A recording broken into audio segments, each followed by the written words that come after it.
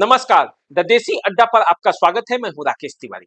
देखिए, जैसे जैसे चुनाव नजदीक आ रहा है, बिहार के विधानसभा क्षेत्रों में सरगर्मी बढ़ रही है। महाराजगंज विधानसभा क्षेत्र में वीआईपी पार्टी अपनी दावेदारी मजबूत कर दी है और ऐसे में वीआईपी के नेता नीतीश द्विवेदी अपने क्षेत्र में सक्रिय हो चले।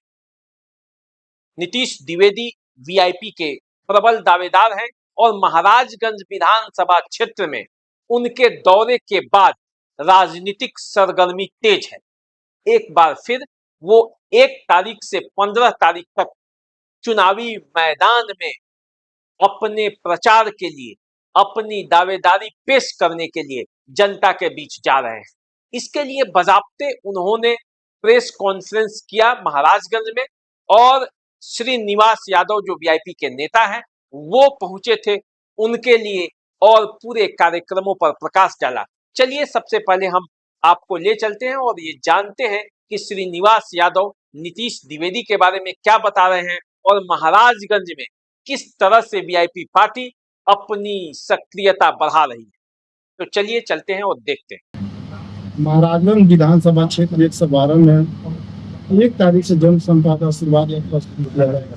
सर, निश्चित तौर पर पूरे बिहार स्तर और राज्य स्तर पर हमारे पार्टी का राष्ट्रीय अध्यक्ष के सारे जिले पूरे बिहार स्तर पर इस तरह के कार्यक्रम कर रहे हैं और सिवान जिला में निश्चित तौर पर महाराजगंज से शुरू हुआ है और जिला अध्यक्ष होने के नाते हम लोग को भी आदेश है कि पूरे विधानसभा में सिवान लोकसभा क्षेत्र में और महाराजगंज लोकसभा के 2 विधानसभा क्षेत्र में संगठन के बूथ स्तर पर मजबूती के काम किया जाएगा, क्योंकि प्रथम दृष्टिया जिला के संगठन और सभी प्रकोष्ठ के गठन हो गया है और पंचायत अध्यक्ष तक में गठन हो गया है और बूथ स्तर पर दरौली विधानसभा, जिला विधानसभा और गोरिया कोटी के कुछ 4-5 पंचायत में काम हो रहा है।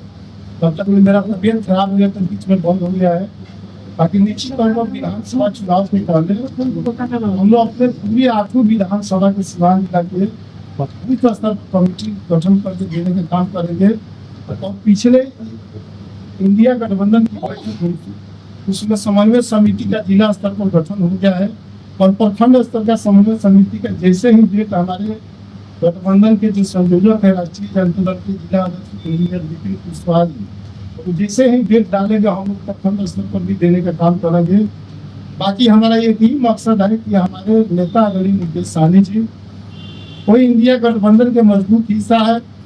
अगर कोई देश चलाता है, राज चलाता है, अगर पार्टी चलाता है तो इंडिया गठबंधन में राष्ट्रीय जनता दल बिहार में मजबूत एक साथी है और सेकेंड स्तर पर आदरणीय नेता मुकेश सहनी की पार्टी वीआईपी पार्टी निश्चित तौर पर है उनके साथ और मजबूती से वोट के भी मामला में साथ है।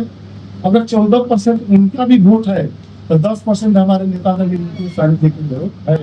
ऐसी परिस्थिति में हमारे नेता का कहना है कि हम पूरे बिहार में मजबूती के साथ चुनाव लड़ने का काम करेंगे और मजबूती के साथ अपने लोगों को जो पार्टी में काम किए, पार्टी में समय दिए और पार्टी में दिनों रात अपना गुजारने का काम करें, वैसे व्यक्ति को हम चुनाव लड़ाने का काम करेंगे। इस दरमियान में हमारे सारण कमिश्नरी में 5 सीट पर चुनाव लड़ने का काम करेंगे और निश्चित तौर पर उसमें सबसे ज्यादा सिवान जिला में लोग लड़ने का काम। एक चीज बताया जाए कि महागठबंधन में जो है उसमें कांग्रेस से सहयोगी दल है। कांग्रेस ने कहा है कि हम सीटिंग सीट पर ही चुनाव लड़ेंगे, छोड़ेंगे नहीं। तो महागठबंधन में वीआईपी पार्टी फिर महाराजगंज से कैसे चुनाव लड़ेगी? यहाँ कैंडिडेट है इसी सिवान जिला में ओम प्रकाश यादव जी जब भाजपा की एमपी थे उनका टिकट काट के जदयू को दे दिया। इसी सिवान जिला में जब कविता सी एमपी थी उनका टिकट काट के दूसरे व्यक्ति को विजय लक्ष्मी को दे दिया गया है। तो गठबंधन में किसका सीट पड़ता है, किसका सीट नहीं पड़ता है, ये ऊपर के शीर्ष नेता जानते हैं। किसका पॉलिसी तो ही होगा कि हमारा कैसे गठबंधन मजबूत हो, कैसे हम सीट अधिक से अधिक निकाले, उस पर तय होता है। और निश्चित तौर पर बिहार के राजनीति में अगर तेजस्वी यादव को मुख्यमंत्री बनना है तो निश्चित तौर पर मुकेश सहनी से समझौता करके उचित तालमेल करके अपना गठबंधन चलाने का काम करें।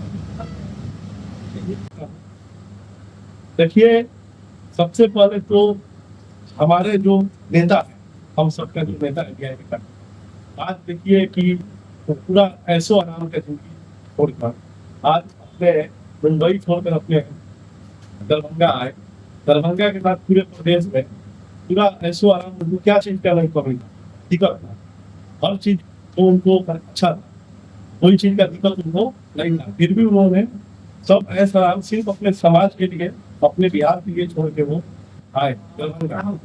तो कहीं ना कहीं हम लोग भी उनके मार्गदर्शन पे चलना चाहेंगे। देखिए, सबसे पहले तो आज महाराज जी की बात किया जाए तो पहले तो महाराज जी को समझिए, बेईमानी के लिहाज पे ये जगह सबसे टॉप पे। आज महाराज जी के साथ जितना बेईमानी किया गया है, चाहे हुआ है, ये सबसे टॉप अगर पूरे बिहार में देखा जाए तो महाराज जी सबसे टॉप है बेईमानी पे। इससे छोटे छोटे जगह, छोटे छोटे शहरों में जिला बनाने लगे, लेकिन हमारे महाराजगंज को आज तक सिर्फ जिला बनाने का आश्वासन मिला है, जिला नहीं बनाया गया। आज इसी जगह पर मान के चलिए कि 30 मिनट तक बारिश हो जाए, 30 मिनट तक अगर यहाँ पानी हो जाए, पूरे महाराजगंज में पानी पानी हो जाए। और आज देखा जाए कि यहाँ पे जो अस्पताल है 75 बेड का अस्पताल बनाया गया, लेकिन एक भी अपने सर्जन दिखाई महाराज नहीं देंगे। और उसमें भी एक भी अगर सर्जन मिलेंगे भी तो पता चलेगा कि कहीं ना कहीं उनका प्राइवेट क्लिनिक है, उससे आए हुए हैं। और नहीं तो सरकारी में कुछ लोग होते हैं जो कहते हैं चले जाइए प्राइवेट में दिखा लीजिए, सबसे बेहतर हो जाएगा।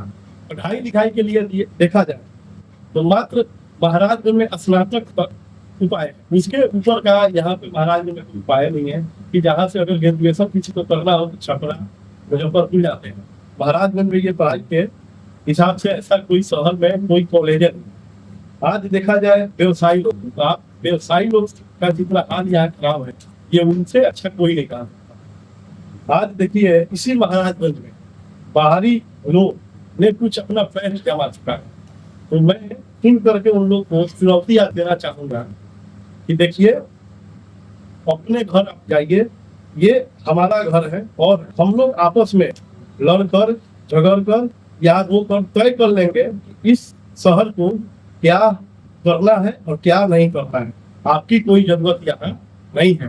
महाराजगंज में नेता आ चुके हैं, हम आज किसी का नाम नहीं लेंगे, बस आप सबको ये बताएंगे कि इस जगह पर नेता है नहीं, और अगर नेता रहते तो छाती तान कर अपना हक छीन कर लेने वाले कोई नेता यहाँ नहीं है। क्योंकि हो सके तो हमें सदन में वैसा नेता का जरूरत है आज महाराजगंज की जनता को, चाहे हम लोग को, कि जिगरा वाला आदमी होना चाहिए जो दाल ठोक कर अपना हक मांग सके और अगर हक ना मिले तो छीन सके। लड़का